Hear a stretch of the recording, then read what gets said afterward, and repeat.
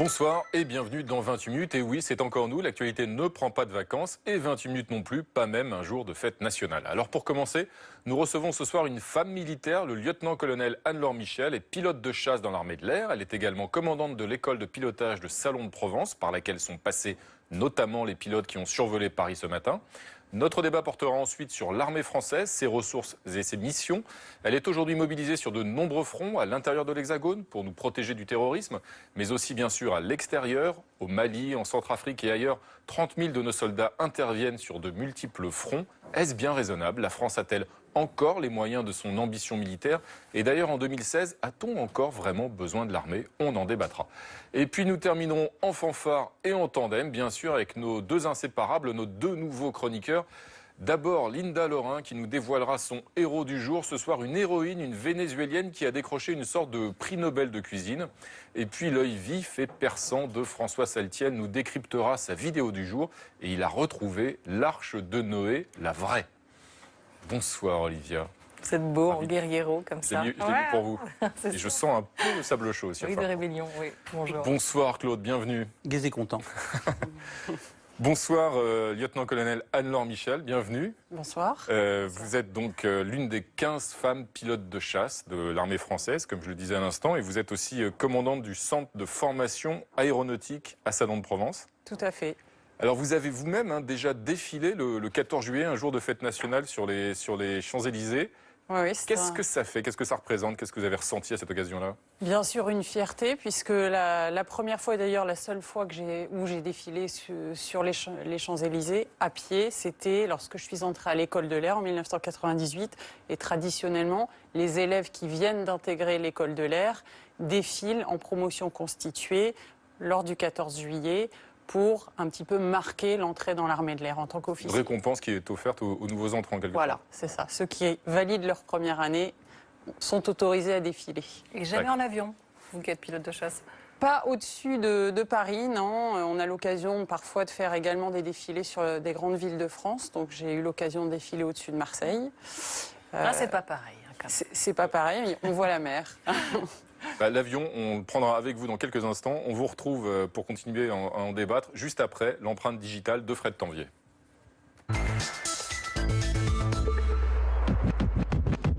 En tapant votre nom sur Internet, un slogan fait son apparition, Don't Panic, Women on Stick. Traduction, pas de panique, femme aux commandes. Une phrase que l'on retrouve sur votre combinaison lorsque vous étiez pilote de chasse en activité. Les avions, vous en rêviez depuis votre plus tendre enfance, faut dire. Avec un papa pilote de chasse lui-même, ça s'explique. Problème à l'époque, le sexe dit faible n'a pas accès à ce genre de profession. Jusqu'en 1999, cette année-là, Caroline Aigle devient la première femme à monter à bord de ces machines de guerre. Une pionnière qui sera pour vous un exemple. Votre parcours, on le retrouve sur un site gouvernemental. Le diplôme d'ingénieur, l'apprentissage sur l'Alpha Jet, jusqu'au brevet de pilote de chasse obtenu à 26 ans. Nous sommes en 2003. La suite est évoquée dans un documentaire consacré aux femmes pilotes. On vous y voit au sein de l'escadron Normandie-Yémen, un escadron historique créé au cours de la Seconde Guerre mondiale. De 2004 à 2010, vous participez à différentes opérations et devenez même commandant d'escadrille. Dolphy, vous avez le fameux avion qui a des problèmes de démarrage. Si ça part pas, vous annulez votre mission. À 33 ans, après 110 missions de guerre, vous passez des cockpits au bureau de l'état-major. Et aujourd'hui, vous êtes commandant de l'école de pilotage de l'armée de l'air. D'ailleurs, juste pour le plaisir, vous continuez à voler de temps en temps. Et lieutenant-colonel, portez-vous toujours le fameux écusson Don't Panic, Women on Stick? Alors cet écusson, colonel, Don't Panic, Women on Stick, vous le portez toujours? Avec plaisir, évidemment. Qu'est-ce qu'il représente? Alors cet écusson, là vous voyez, il est porté sur cette image par l'une de mes collègues. Il représente la petite caste des femmes qui sont navigantes dans l'armée de l'air et dans l'aviation de chasse. Comme vous l'avez dit, on n'est pas très très nombreuses, mais on est une équipe assez soudée et on a décidé de créer un patch.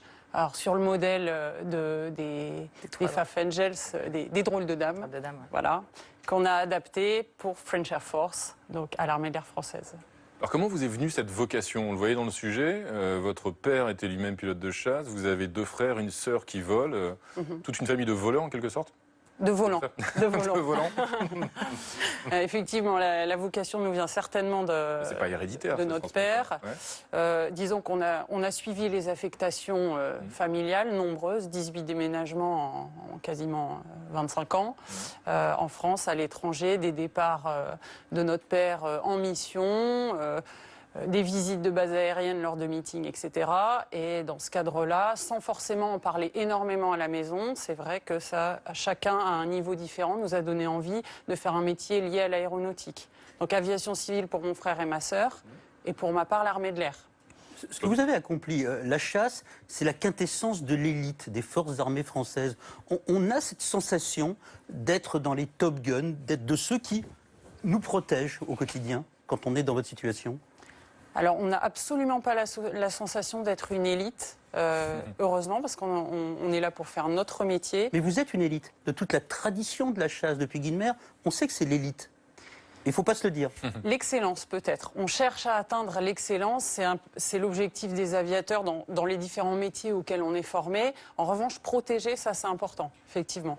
Et est-ce que cette excellence que vous évoquez, est-ce qu'elle interdit la peur comme sentiment? Ou est-ce qu'on peut avoir peur en vrai? Je pense qu'on ne peut pas l'interdire totalement. On est vraiment formé et la formation est longue pour se préparer à ce qu'on va pouvoir rencontrer en situation de stress, en situation de guerre, en situation d'opération extérieure, comme il y en a énormément aujourd'hui, sur des théâtres différents, donc des situations différentes qu'on ne peut pas forcément anticiper. Et justement, on est préparé à au moins gérer cette peur et la transformer en énergie positive pour remplir notre mission. Protéger. Et le doute, il est permis, parce que c'est vrai, vous avez eu des terrains d'opération assez importants, l'Afghanistan, Centrafrique. Vous vous posez parfois la question de la légitimité des interventions françaises? Bien sûr, on réfléchit, on n'est pas des robots. On nous aide à y réfléchir parce qu'avant de partir sur un théâtre d'opération, on nous explique quel est le contexte géopolitique, le contexte militaire. Bien sûr, on connaît le contexte des interventions. En l'occurrence, les opérations dans lesquelles j'ai participé, c'est soit pour protéger la France, les intérêts français ou de nos alliés.